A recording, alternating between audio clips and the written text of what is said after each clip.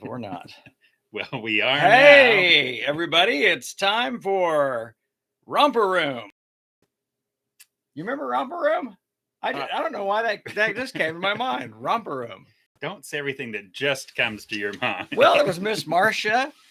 She would look in a mirror and say, I see Roger, and it's his birthday. He's 4. I remember Captain Kangaroo, which was a and little Mr. creepy. Green Jeans. Okay, let's just face it. Captain Kangaroo, that was a little creepy. Mr. Rogers, however, not creepy. Very solid. Although some of the puppets. Yeah, were a little. It's like a clown.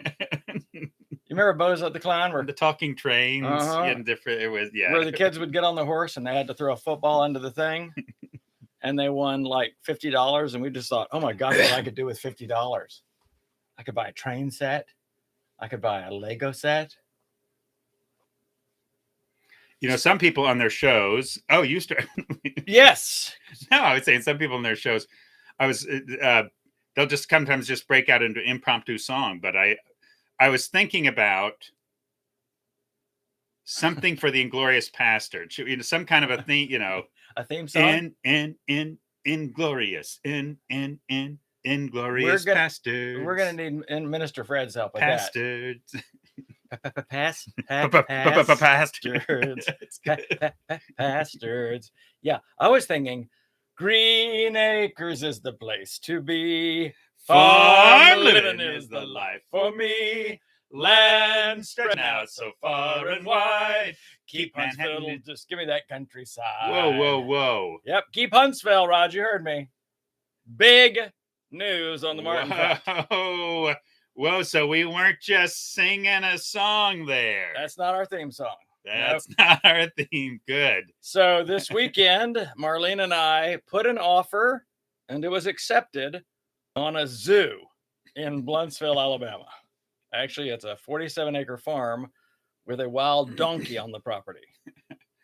And a coyote or two. And 2 houses, and a barn, and a 20 by 20 detached garage. Yeah, kind of large. Well, it needs a garage door and a door, but other than that, and there's 2 buildings. There's a nice house on the property, with nice farmhouse, nicely done, and then there's a little 1,000 square foot block house on the front you could use for business, or you could transfer it into a mother-in-law suite or a mom and dad suite if mom and dad wanted to move to Blunsville and hang out with us. Not seeing it. I think mom and dad actually wrote into their living will, we will not absolutely put ourselves in the care of Bruce at any point in our later years. So if we ever, we're making our wishes known here. If we agree to go be with him, it's against our wishes.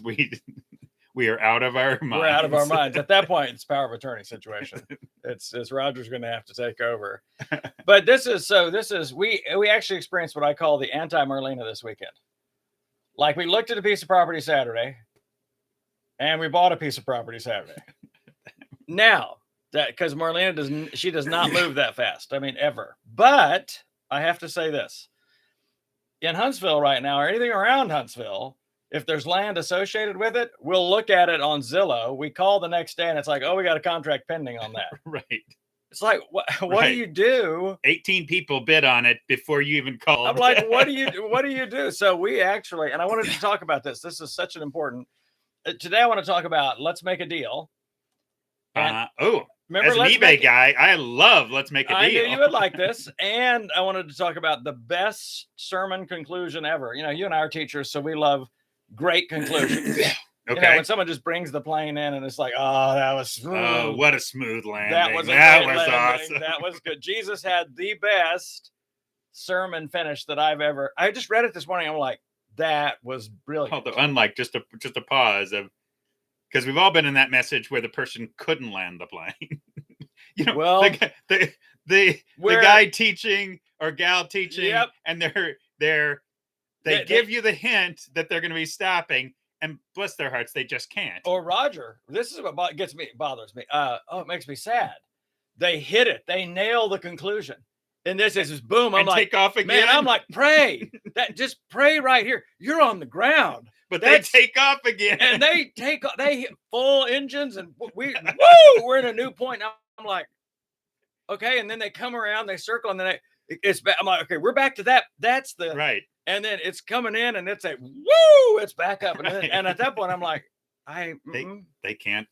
Nope. They just can't stop. It's not gonna. The plane's not gonna come down until someone they run out of fuel. Until someone in the back goes, "How about we wrap it up back there?" Or turn. They can mute you if you're just going. In the old days, they would actually have a hook that they would pull the person off stage. Oh, is that what the hook was for? Which seems very cruel. Can you imagine if we're out there talking? Ha ha ha. So it really, that was for someone got a little, long-winded. A little arm would come out with a long 12-foot crook and literally pull them off stage, which is now you can just mute them so they can talk all they want, but nothing else is really getting out to the folks. So we feel like we got a good deal on the property. But what did you say? 47 acres? 47 acres. Okay, that's awesome. And a 2,000 square foot house with a 2-car garage, and then a detached 1-car garage, and a barn, and then a big giant shed behind the barn. A lot of barbed wire fenced land. Fence. Yeah, it's fenced everywhere. So fencing, and cross fencing, breaking it into like 3 different pasture. Well, 4 really, because that whole north side of the property that's wooded we haven't even seen that part yet. And it wasn't like. I mean, I don't know the last time the farm was used, but it didn't appear to me like 10 years ago. Everything is in disrepair or so grown up. You could make out where various pastures the cleared areas have been bush hogged last year. No problem. Yeah. We will have to buy a tractor right away because that can get away from you in a hurry. But yeah, rolling land. It reminded me. The hills, the elevation. Yep. It kind of, you both got of the houses are up on top. the upper area, and then you're just looking down into the valley of the property, some of those stone outcroppings. Oh yeah, it's just cool. It's a very fun property. And I hate you. Wow, I didn't see that coming. I know. Rejoice with those who rejoice. You're welcome to come out and weep with those who weep. Okay, happy for you guys in your little country paradise. And thank you. I received that. That seems genuine. It doesn't seem genuine. No. People know when I say I hate you, that's a compliment. That's it is, and I receive it as such. But on that particular piece of property, so they had been coming down for a little while, and this was an estate really that was from a family that had passed, and the land all around it is all owned by the same family. So the family members are selling this part of the property, and they had been coming down for a little while on the property. Anyway, they'd gotten it down to like $345,000. So we offered them $350,000. Okay. And some would say, well, why would you do that? Well, there's a couple of reasons. Number one, I wanted them to know, hey, we're serious about the property, because I know they get a ton of lowballs. You know how I know this? Because I put my Audi up for sale, and I put it like for 30,000, firm. I don't know what firm means to you. I'm getting offers 20,000 cash? Question mark. Will you take 24? And I'm like, One of them was actually a little bit offensive. The 20,000 one. I'm like, what? Yeah, I don't. Firm. I do not think that what means what you think it means. Yes. Firm apparently is very squishy. So I realize I need to, but I realize how it can make you feel. This person wants a great deal for themselves, but at my expense. Right. Well, in the same way on the farm, I want to be a good deal for the family. I want their family members to go, hey, that was a good deal for us. In the same way that Marlene and I felt like it was a good deal for us. Which is not a bad idea if they're living all around you as well. I did not think about that. Oh yeah, if you come in with like a 250 bid, and they begrudgingly accept. Yeah. I'm just saying the tone. No, that's a great point. You're entirely bordered by family members. Aside from graciousness and generosity being the way of Jesus, part of the reason he even says that, it's the way of Jesus is good for you, and it's good for others, and it's good for relationships, and it's good for inner working. So, yeah, that's an interesting. You're blessing people, but at the end of the day, that's planting the seeds for just good neighborly relations and so on. Yeah. Oh, well, and so all that to say. So, and I was thinking, and Marlene and I prayed again this morning about, the financing stuff, and if it's God's will, and that's a good thing for our family and Zach's family, because Right. Zach and Carly will be on the property with us. Yeah, I love that. They're going to be in the big house. We're going to be in the shed. We're very excited about that. However, so I was reading Jesus this morning, and I had gone back and forth. I'm in Luke, but I was reading this passage where Jesus talks about how to pray. And of course, he does basically the Lord's Prayer, what we call the Lord's Prayer, which is actually the disciples' prayer. He said, this is how you should pray. Mm-hmm. Disciples say, how should teach us to pray. He said, this is your way to pray. And so I find myself doing that more and more. But he referenced something from Matthew 6 and 7, where Jesus had some similar things in the Sermon on the Mount. So I went back and I read those two passages about ask, seek, and knock, and it'll be given to you. The importance of persistence and boldness in our prayers and those things. And so even praying this morning about the property, I'm like, Lord, that we'd love to have that, but we totally trust you. If that's not going to be a good thing for us, it's the whole thing of if your son asks for a bread, will you give him a scorpion? I'm like, if we're asking for bread and it's actually a scorpion, we'd rather not have. We'd like a no. We'd like a big no. Can you intervene? Yeah. Well, and think about it. Sometimes when we think of answered prayer, we forget that a no is an answer, and the no can be a great blessing. I mean, because what if it is a scorpion, right?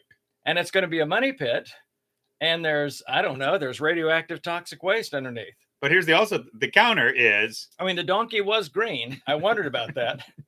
Thought it might be a St. Patrick's Day thing. No, the flip side of that is, and it's just important to say it, God can give a green and a yes and lead you into a bunch of trouble. And it's still going to go south. Right. In other words, it's perfectly appropriate to pray for God's grace and his blessing. And we might be tempted to pray, God, if this is a bad decision, if there's going to be a lot of heartache or there's going to be a lot of trouble related to this, keep me out of that. And the idea that God's going to do that. But we know from a lot of history, that God may say yes to a thing. Oh, yes, I'm going to give you that. Now, there's going to be a lot of trouble. There's going to be a lot. It's a cup. It's a different cup that you're going to drink from. Yes. Than you thought. Right. Right. And you thought the farm cup was going to be a good cup. And it's the beautiful thing about prayer. Yes. Prayer isn't about controlling your life. And the goal of prayer is not making your life easier. In other words, if I'm looking at, I want God to answer the prayer, because if I do what God wants, if I do what God's looking for, then that means it's going to be successful. It's not going to be any problems. It's not going to involve any pain. Yeah. What parts of the Bible are you just ignoring to draw that conclusion? Repeatedly, God would take people into trouble. So prayer isn't this thing that's designed, where it's like an insider perk. Okay, Christians. Right. Member benefits. Member benefits is when you pray for stuff, if it's good for you, God will make it. If it's going to be good, it's successful, all these good things are going to happen, God's going to give it to you. But if he knows, oh my goodness, there could be something wrong with that property, well, he's going to nix that for you. He's going to save you the trouble. Entirely miss the reality that God does some of his best work in trouble. He could take you into a money, and I'm not trying to be discouraging, but he could take you into a money pit situation, because he's going to develop some character in you. Yeah, cheers. I feel like I just lapsed into a deep depression, and I can't, right here on the air. Can't seem to crawl out of it. No, one of the most important talks that I did years ago, and I still do this talk, is called The Upside of Failure. In other words, we see failure as this, this is an awful thing. It's embarrassing. Yeah. It's I don't know, I'll never do that again. I'm never going to take a risk again. And I realized, no, there's certain things that you can only learn through failure that success will never teach you. Right. The other thing I realized last week, even when I was thinking about, why it was easy for me to see a piece of property on Saturday and put an offer on it. By God's grace, it's a design thing. Now, some would say it's a design flaw, but I don't believe that there's any flaws in God's design. I just don't have a fear of failure about things. I really don't. I try all sorts of things that I've never done before. And I don't have this fear about what if it doesn't work out. I know it's not because I'm stupid. I know it may not work out. And some things you've jumped into haven't. Well, yeah, we don't have to spend a lot of time there. I mean, unless you want to. Well, I just like that look of depression on your face. No, but it's even like when we moved out to Denver to plant a church in the Denver area, that didn't work. I mean, from our perspective. And I remember, 6 months later, we're rolling back into Huntsville, kind of with our tail between our legs. And I'm thinking, what in the world have we done? We just took on a ton of debt. But I learned some things. One of the most important things I learned in that season is to trust God, not based on what he does for me. Exactly. Because I trust God. Not based on what he does or doesn't do on my behalf. I just trust God. Well, that was a beautiful lesson that I would have only learned through failure. Because up to that point, it was like most of the things that I prayed for worked out and turned out good and were a good thing. And I think I had to grow and mature in that, hey, Bruce, sometimes it's not going to go well. And what's important to me, as you're saying that story, is, again, some people would be tempted to say, you might have been tempted to think, oh, we missed God's direction. Did I hear God's voice? Right. Oh, no, then because it didn't work the way I thought it, then God wasn't in it. Well, again, it's a flawed, it makes initial sense without thinking very long at all. But it's this idea that God could send you out on a venture that was not, God calls Noah to preach for 40 years and no one responds. Well, they responded, but they didn't respond in repentance of faith. So his church planting effort there was an abysmal failure. His family was the only ones that showed up for his little church in the boat. Yeah. So, but God did lead him to do that. So I don't look at your story, let's say going off to Denver. Yeah. And that, I went off to Massachusetts at some point to start a church, and a church was started. But I don't look at my story or your story going to Denver as, mine worked. Yours was a success story because Roger, I was following God's lead. You could write a best-selling book on how to plant a church correctly, right? And use my story as this was the wrong way to do it. But you're right. There's a temptation to think, if God is directing me in this, and this is something that I'm supposed to be doing, of course it's going to work out. And I'm like, nope, it may not. Even all sorts of things that, when I think about John the Baptist did the right thing calling out Herod on taking his brother's wife, it went like from bad to worse from that point on. Not only is he thrown in prison, but then he's beheaded. And God doesn't bail him out. Nope. Doing the right thing. Doing the right thing. God doesn't bail him out. Jesus tells his early disciples, hey, you guys are going to be preaching the kingdom. You're going to go to cities. You're going to go into the synagogues. And you're going to be flogged in those same synagogues. Right. You're going to be kicked out of those same synagogues. You're going to be imprisoned. And some of you will be killed. People will think they're doing a service to God by killing you. And I just love, of course, I love Jesus. I just see with a smile on his face. It's just like, but don't worry, not a hair of your head will perish. Bullet check, time out. Jesus, didn't you just say we would be killed? Yes, I did. But not a hair of our head will perish. That's correct. To be clear, we see that as, if I die, that's a perish. But Jesus is always pointing us to, no. This is like, okay, I'm gonna use the wrong word, but this is like the first part of your life. Okay. This is the beginning part of your life. Eternal life continues beyond this life. We don't experience the second death. That is the perishing of one hair of your head. Because the thing we were talking about last week, we're in a bigger story. Right. In other words, if I just look as if even if I look at Huntsville, our little story in Huntsville, it's in a much larger setting. There's all these kind of interconnected impact. Again, the story is much bigger than my little. When we look at Earth, when we look at human existence, there's a much larger story. Yes. So Jesus is just speaking casually out of the larger story. Anyone www loses lands and houses and farms and everything here, you just had to say that. I don't know. It did come up. Maybe it was God prompted. I don't know. We bought the farm so we could leave it behind. Just excited to see what God's going to teach you in this big farm venture. Well, I have thought about some fun things to do on the farm. Okay. I can teach backpacking 101 on the farm, which would just be fun on your own property. Listen, people could get practically lost on that property. It's huge. and hills. I mean, it's not like it's just flat. No, and there's and the nooks and crannies treed and areas. It's really cool. people can fall off bluffs. But I thought, because this was an idea that this brand strategist gave me, he's like, Bruce, with all your outdoor, if you want to combine your speaking ministry and your outdoor ministry, he said, you need to do a big outdoor festival. Now, he said that before I'd ever seen this piece of property. Okay. I'm like, we could do an outdoor festival on that property. Literally, particularly because the way the land is tiered going down toward that creek on the back of the property. Ooh, Woodstock? Yeah, well, you could put a stage, you could build a small stage. They've done this in Hot Springs. It's not a big stage, but you can bring in music and all that stuff. But you could literally do a spiritual treat weekend where people are tent camping, or if you built some small cabins for people that didn't want to do tents, you could have that. And I'm like, those are the things that get me all jacked up. Oh, that's fun. That would be fun to do this. To do this, oh, to sure. do this. The now, creative, four-wheeling's fun. Driving a tractor, that's just fun. Zach is definitely looking forward to the four-wheeling. He's definitely looking forward to the four-wheeling. On his own land. On his own land.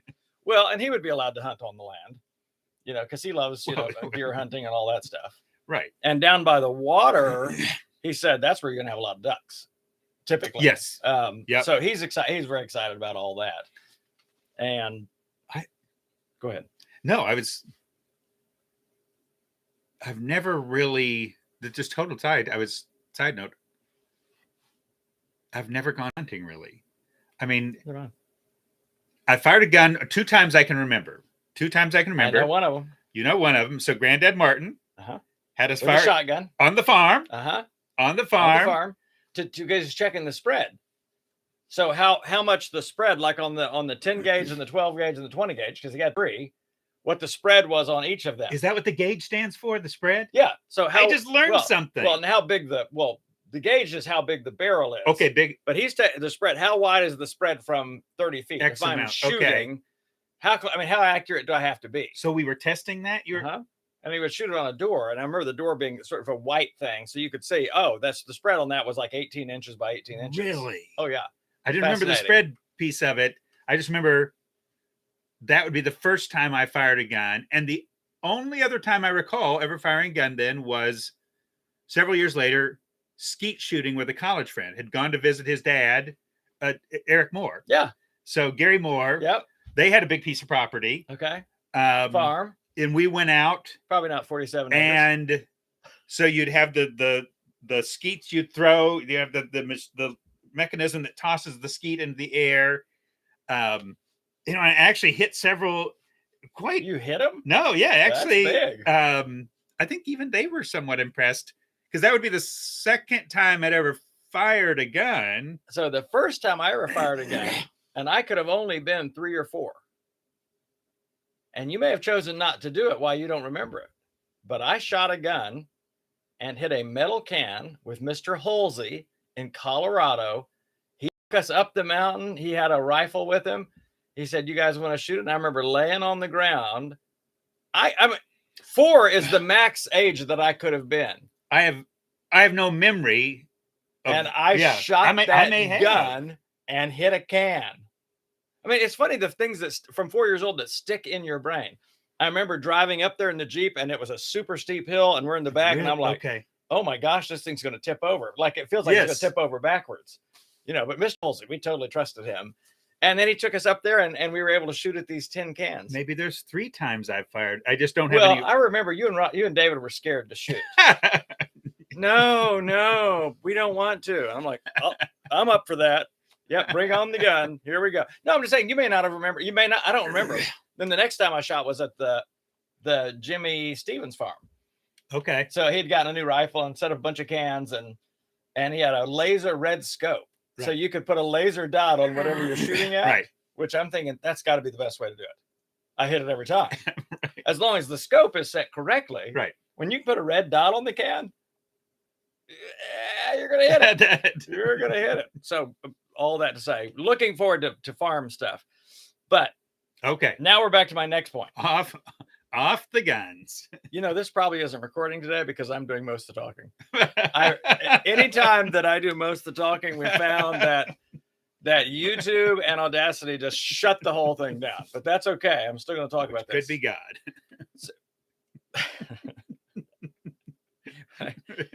I don't understand. You're in rare form today. No, Let's bash Bruce today. my point is, sometimes we blow up the, oh, it's a coincidence. Just happens to, it could be just God's. Hey, Jesus, watch this. I'm going to mute him again. Why do I do this podcast with Roger? Because I love him and I care for him. Oh, we're having fun. We are having fun. So you had something you wanted to say. So, as you're reading, of course, Matthew 6 and 7, where I'm picking up on these two things, he finishes the Sermon on the Mount at one point, and it almost seemed like a disconnect for a minute because he goes into this ask, seek, and knock, and be persistent and be bold. By the way, that thing about being persistent, the boldness of the person, I realized he was, the context of that story, even asking God for something good, is for someone else. The story is, I've got friends that have come in from out of town. I have nothing to set before them. Yeah. So I'm coming to you to give me some food so that I can give it to them. In other words, the person wasn't asking for something for them. Interestingly enough, they were asking on behalf of another person. Us our daily bread. Yes. And he said, and this person wouldn't do it because his kids and all of them, they're all sleeping and they're in bed, but because of his persistence, he'll do it. Then he likens it to our Heavenly Father. And I thought, isn't it interesting? The context of that ask, seek, and knock, and getting something was not actually getting something for yourself. It was getting something for someone else who you're in connection with that has a need. Yeah. And I think in some ways that's an easier prayer for me to pray. Yeah. The older I get, I realize the less I pray what I would call Santa Claus prayers. Like, I want this and I want this and I want this. But I feel very comfortable praying for, hey, help Roger and Joy get this thing or take care of this thing. Or, when we pray for our children, it's a part of that's for us, just for peace of mind. I get that. But it's much easier to pray for our kids. And I realized, but that was the context. Then Jesus, he talks about that. He said, if you're asking for a loaf of bread, is your father going to give you a scorpion and stone and rock? No, he's going to give you good gifts. Yeah. And then he says, so this is the best conclusion to a sermon ever. The Sermon on the Mount, possibly the most famous sermon in all of Scripture. So he says, here we go. It's the conclusion. Everyone's leaning in. In everything, do for others what you would want them to do for you. Because this sums up the law and the prophets. There's so many things I love about that conclusion. Right. Number one, he concludes the sermon. That's important. Right. We're done here. Now he did add a thing. He did do a semi-takeoff on application at that point. Okay. Just Jesus can do that. It's effective. Not everyone else can do it, but Jesus can do it. But he says, so in everything do for others what you'd have them do for them, because this sums up the law and the prophets. He did so many things. All of this teaching that he had just given them was about treating others the way you want to be treated. It just was the whole thing. When you look at it from beginning to end, it's treating people the way you want to be treated and the blessing that comes from that. But he also, and I love this because you know what I mean, I love to condense things down to just give me the major point, because I'm not going to remember the rest of the sermon. It's almost like Jesus said, okay, if you guys didn't get anything else, if you can't remember all this other stuff that I said, because it was a long sermon, let's face it, bounced around a lot, covered a lot of points. Right. Okay. He said, so in everything, do for others as you would have them do for you. For this sums up the law and the prophets. He sums up the entire Old Testament with that. And he had done that before, right, when he talked about the greatest two commands, love God and love your neighbor. In other words, you can't do one without the other. He said that basically these commands are the same. Do for others as you would have them do for you. And it got me to thinking about deals again and why it's so important. Let's make a deal. Anytime we're thinking about our dealings with other people, make sure we're treating them the way we want to be treated. Right. Make sure that if it's a good deal for us, it's a good deal for them. It would be better to be defrauded a little bit on the deal, if anything, to make sure that it's a good deal for them. Which is counterintuitive to our culture. Because the next thing he says is, so make sure and take the narrow road, because most people will take the broad road. And this is where I'm like, this is all part of that whole conclusion. Mm-hmm. The narrow road is actually doing what Jesus said. Yeah. It's actually, he said, because the broad road is self. The broad road is always, I'm going to do what's best for me, regardless of whether it's good for another person. Right. Okay. If it's a win-win, super. But Jesus says, no, your foremost thought is this needs to be a win-win. You need to treat others the way you want to be treated. He said, so make sure you enter through the narrow road. Some people would think that was disconnected from what he just said. I'm like, no, the narrow road, it isn't just believing in Jesus. It's not. The narrow road he's talking about is believing Jesus enough to actually do what he says. Right. Because the very next thing he says is the conclusion, was, let me tell you what it's like for the person who hears my words and doesn't do them. It's like a guy building a house. He builds it on a rock. If the person who's actually going to do it, who believes me, who trusts me enough to actually do it, this is the narrow road. Takes the narrow road. Takes the narrow road. I'll make sure that whatever I'm doing is what I would want done for me. If you take this narrow road, Jesus says it's like a person who builds his house on a firm foundation. It's on bedrock. It's not going anywhere. No matter what trauma comes, that house is going to stand. He said, the person that hears my words and goes, amen, Jesus, preach it. That was super duper, but doesn't actually do it. He said, you're building your house on sand. Yeah. You're saying the right things, but you're not actually doing it. And of course, then someone hollers out, blessed is the woman who nursed you. And he comes right back to the conclusion. No. So appreciate that word about Mary, but blessed is the person who hears my words and does them. Yeah. Who hears the word of God and does it. And I'm like, I was just struck with this morning. That was the best conclusion to a sermon ever. I actually thought about, if I do this, this Changes Everything podcast as a part of this overall expanding reach in this season, I may finish everyone, because there's a shtick that people, I may finish every single one with, so in everything, do for others what you'd have them do for you. Right. I mean, it's just that's such a powerful conclusion. Well, you're touching on something that hit me this week. And, you talk about these moments, things we haven't thought about before, really. You were bringing it up this last week. It's just fun to see something you haven't seen. And so I'm 60 years old. Then reading the Bible with for Jesus. a long time. 55 years, ever since I could read. Yeah, I've been reading and learning the Bible and, not always living out the way of Jesus, but I was hearing a lot about it. Anyway, but to realize, so I'm listening to what you're saying. And I just had this moment this last week. It dawned on me how many of God's instructions were not how to relate to him, but how to relate to each other. Yeah.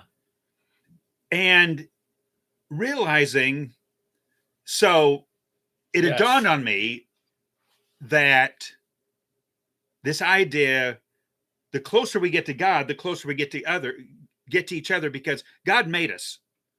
And his instructions, he made us to enjoy him and each other in community. There's the reason why we're here. We were made to enjoy God, each other in community in God's created order. So he's given these instructions, and I realized God's instructions aren't just about how to relate to him. And I brought up the illustration. I've heard it, used in a marriage count, whatever, so you got a triangle, God's at the top, you got the husband and the wife at the bottom of the triangle. And, the closer you get to God, well, look, you're getting closer to each other. Yes. But I realized not just about marriage. This is just all relationships. Here's the thing. Then that's when it hit me. Most of God's instructions are not how to treat me. Even if you look at the 10 Commandments. Yeah. Like the first 3 may have to do maybe more specific with God, but then, certainly no other gods before me. 5 through 10 are how we're relating to each other. There's much more instructions. But even the Sabbath, Jesus said that was about man. Yes. That was given for man, not man for the Sabbath. Sabbath. No, this is a gift for you. And that what you're alluding to was a fundamental misunderstanding of, even when you divide the 10 Commandments, the first 5 are about God. No, Jesus says the Sabbath was actually for you. It was less about God. Right. We made it this. You can't play ball on Sunday. You can't do things on Sunday. You just can't, like the Jews, you can't walk more than a half. Right. Missed the point. This was for you. And you alluded to this in your talk this morning. It's much more fun to do the crazy things that Jesus said than to do the broad road thing that the world says to do. The narrow way is...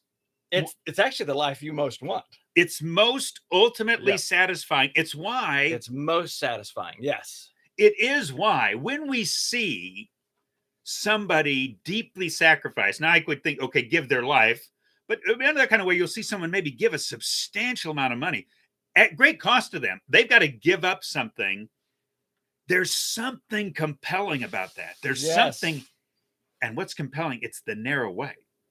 It's not the way most people do it. It's not the way I feel like doing it. When you see somebody bless an enemy, not just forgive them, but go beyond. But when you read the stories, Yes. they are compelling because they speak to what we were made. We were made for the narrow way. In our brokenness, the narrow way is the way that now looks Odd. best. No, I mean, Oh.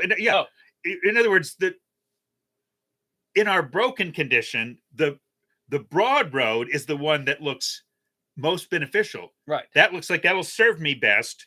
Of course, I'm going to. I got to take care of number one. I got to take care no of one me. else is going to take care of me. I've got to handle my own. Someone does something to me, I've got to take justice in my own hands. I've got to control everything. I've got to make sure I'm, taken care of. That's the broad road. Narrow road is just start focusing on others. Bless them. Look at what's best. What's the best deal for them? How, Roger. Okay. So I just thought of a colloquialism. Great word. Juggernaut. Also a word I want to use on the show at some point. When I think of Denver next year, I think of juggernaut. That's what comes to mind. But this colloquialism, steal on this property. Right. That's the broad road. We don't actually want to get a steal. The reason we call it a steal is because I stole it. Right. And it was a great deal for me, but not a great deal for this other person. It made me think about, I don't want to steal from others, even if they agree to the steal. Right. I'm like, no, this needs to be good for you too. No, I remember. Well, I know, and I'm not tooting my own horn. I just remember this was a convicting moment for me when I had a couple that was struggling financially, that had a couple of air conditioners that they could sell, and I needed some air conditioners for a rental property that I had, and they were like, "Hey, we'll sell them for $50 pop." I'm like, "No, you won't." I looked up what I said, "I'll give you $200 for this one, and I'll give you $100 for that one." One was a small window area, and one was this.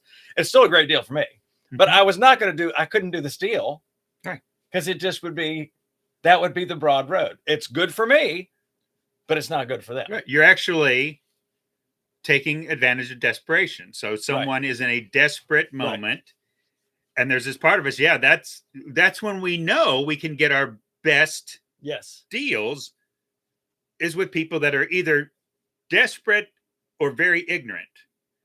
They have no idea good point. of the value of the thing. They just don't know. Right. Right. And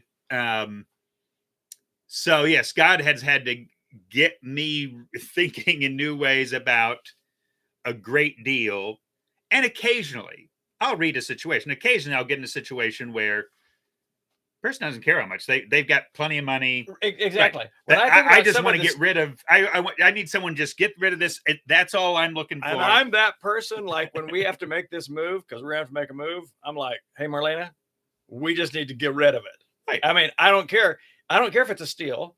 I don't care if it's a great deal for them and a bad deal for us, because we need to get rid. It actually helps us more to be rid of. So it's. I think the point here then is, you're reading every situation. Yes. And Roger, I just thought you could help us. Let me help you. Help me. Help you. Help me. You could eBay our storage unit. Just the whole thing. Just top bid on the storage unit. Ooh. No, I've bought a storage unit for that. Is great fun. I know you've done that. That is great fun. And it would be fun to have someone do that for us. Marlena couldn't do it. No, she could. Here's how she could do it. No. Here's how she could do it. I could send her in there for a day first and go, take out anything that's essential in terms of sentimentality to you or your parents. Okay. That's a big deal. You're not buying it. The rest of it, it just goes. All right. That's a plan. That was very stilted and anything else I say at this point, sincere. Anything else I say at this point could not be helpful. Mannequin man. I would love to help you where I can, and whatever Marlena asks me to help with, I will seek to do what I can. I will seek. That's great. I will seek to do. Do you always talk Shakespeare? We need to have a collaboration with you and I shall Marlena. seek unto help Marlena. In what way does she need? What was that? I'm going to. They say I'll help. Right? I'll yes. Well, I'm gonna really need your help. I can tell you right now. All righty. All right. So, what did you want to talk about today? Now that we've got 5 minutes left, No, I have thought about your property, and that's not my property yet. yes, it's Actually, for 20 years, it won't be my property. It'll be owned by it is true. a bank. It is. No, I found myself suddenly looking for tractors for you, or Well, I told Marlene and Zach. I said, look, don't. Zach was looking at tractors. I'm like, look at tractors all you want and get pricing ideas, but Roger runs into stuff. right. So No, there's we need auctions all the time, and I ran into one this weekend. There's an auction, so farm equipment, but you do have even some local auction houses that they'll have an auction, and it's all big equipment. It's all okay. tractors, combines, trailers, trucks, farm or commercial kinds of vehicles. So those kind of auctions are happening in the local area. You could probably, 2 or 3 a month in this stretch of road right now, coming the spring and so on. So yes, I wouldn't jump on. Now you may find a super great deal on Craigslist, Well, and that Facebook, wouldn't be or until something. after May 6th. I mean, because Okay, we're that's not right. doing anything until after closing. But if you find a killer deal and the closing is going through and everything, so yeah, so now I start thinking about things that could be helpful. You remember Grandpa used to buy farm equipment from Stansel. Oh yeah, remember? Yeah, Mr. Stansel. He always had tractors, and we had I don't know I think it might have been a Massey Ferguson, the orange one, and that David would remember. And then the second one was the blue Ford, the blue and white Ford tractor. And then the third one was a John Deere 16-speed. That was fun. The farm was great. The farm was just great. We learned. We grew up. Exactly. The farm grew us up. We would go. The four context weeks is a year, 2 in the summer and 2 around Christmas. Right. So usually, 4 weeks or so out of a year. Yep. Well, sometimes it's 3. Mom and Dad would take a tour group. So we might be 3 or 4. Yeah. So we'd have these long stretches. We'd go to Grandma and Grandpa's farm in Murfreesboro, Tennessee. Yep. And it's an entirely different life than our suburban Chattanooga. Yep. But we grew up. It toughened us up. We learned stuff. Granddad could fix anything. Granddad Martin. He wanted us to go ride those donkeys, even though they hadn't been broken. Oh, he was not afraid of us getting killed. He'd have us driving a tractor. I remember 8 or 9 or when 10. He had the mowing machine on the tractor. He said, "Bruce, I want you to back that in the barn." And I'm like, "I'll drive it. I'll drive it in there frontward all day." Because backing it in though was all. You got that thing out. But it taught us so much stuff, and it gave us confidence, courage, confidence, figuring things out, kind of stuff, hard work. The farm, some just having to do hard stuff. Oh, mucking out the stalls. Yeah, hoeing. Turns out horses get you on a hoe handle. Horses poop a lot. Now that was even more fun to me than the hoe handle. The hoe handle was inevitably 110 degrees. And it's just it's just burning up, and there's weeds everywhere, and they want all the weeds out of the. Yeah.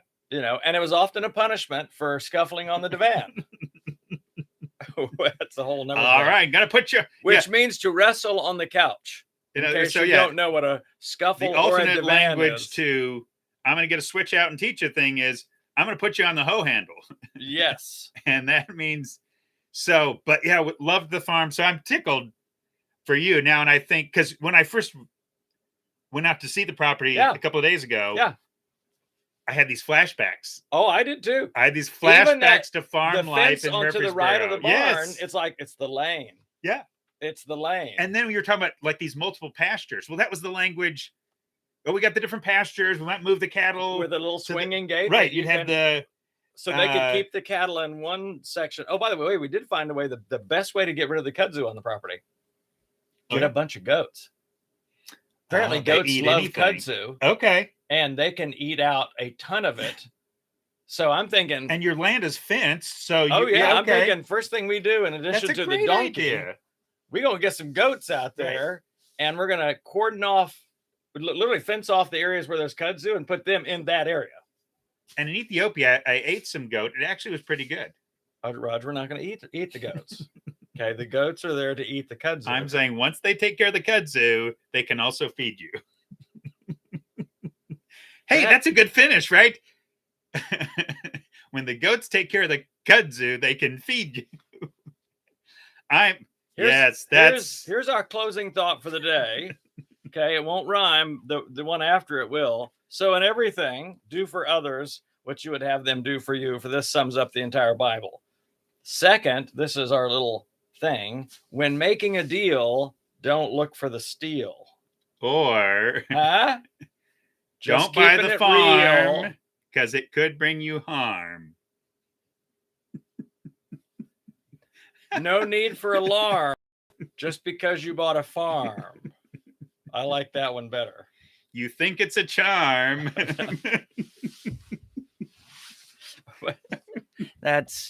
We should stop there. I don't know how that, I thought it was going so well, and you had the farm negativity.